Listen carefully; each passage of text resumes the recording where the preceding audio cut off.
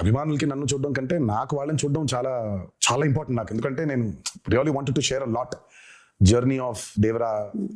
మామూలుగా ఎక్కడొకక్కడ నేను అటెండ్ అయిన కొన్ని ఈవెంట్స్కి వెళ్ళి కలవడమే తప్ప నా చిత్రం ఈవెంట్కి కలవకపోవడం ఒక పెద్ద ఇది. దాని తర్వాత ఈ దేవి నవరాత్రులు అవ్వడం, we want to actually do big success meet. నేను చాలా అడ్మిట్ ఉన్నాను ఆ విషయంలో. నాకు ఏం చేస్తారో తెలియదు. మన అభిమానులతో we'll have to celebrate this at any cost. నాకు వెలితిగా ఉండిపోతుంది అసలు. ఇదేం లాజిక్, చండాలంగా ఉంది. నేను కలవాల్సిందే, వాళ్ళతో పెద్ద సక్సెస్ పార్టీ చేసుకోవాల్సిందే, సక్సెస్ మీట్ పెట్టాల్సిందే. అంటే దేవి నవరాత్రులు ఉండడం వల్ల 2 states లో అవుట్డోర్ ఈవెంట్స్ కి పర్మిషన్స్ ఇవ్వడం కష్టమైంది. అండ్ ఇండోర్ లో పెట్టడం ఆల్రెడీ పెడితే ఏమవుతుందో చూసాము. So we don't want to take outdoor events కూడా చూసామండి. మేము అప్పటి నుంచి ఉన్నాం కదా, మేము నిమ్మకూరు ఎక్స్పీరియన్స్ ఒకటి ఉంది మాకు.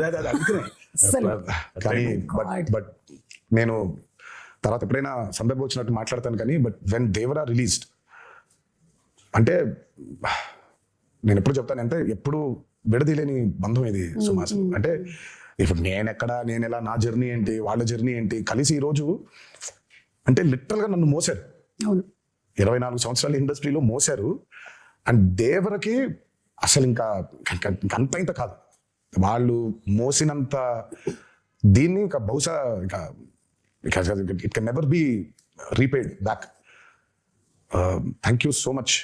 ముందుగా అభిమాన సోదరులందరికీ మీతో డైరెక్ట్గా ఈ మాట చెప్పలేకపోతున్నాను. బట్ మీరు ఈ దేవరికి కురిపించిన ప్రేమ కానివ్వండి, నా మీద కురిపించిన ప్రేమ కానివ్వండి, ఇది ఎప్పుడు కూడా మరి ఈ జన్మలో అయితే రుణం తీర్చుకోలేనేమో. అలా వడ్డీకి వడ్డీ అవుతుంటుంది. బట్ కుదిరితే ఏ రోజైనా తీర్చగలుగుతానేమో అని అనుకుంటూ ఉంటాను. బట్ అప్పటిదాకా నా కాన్స్టెంట్గా ఎప్పుడు ఒకటి చెప్తాను, మీరు కాలర్ ఎత్తుకొని కాలర్ ఎగరేసుకొని తిరిగేలా మాత్రం చేయడం నా బాధ్యత. నిరంతరం దానికోసమే ట్రై చేస్తూ ఉంటాను.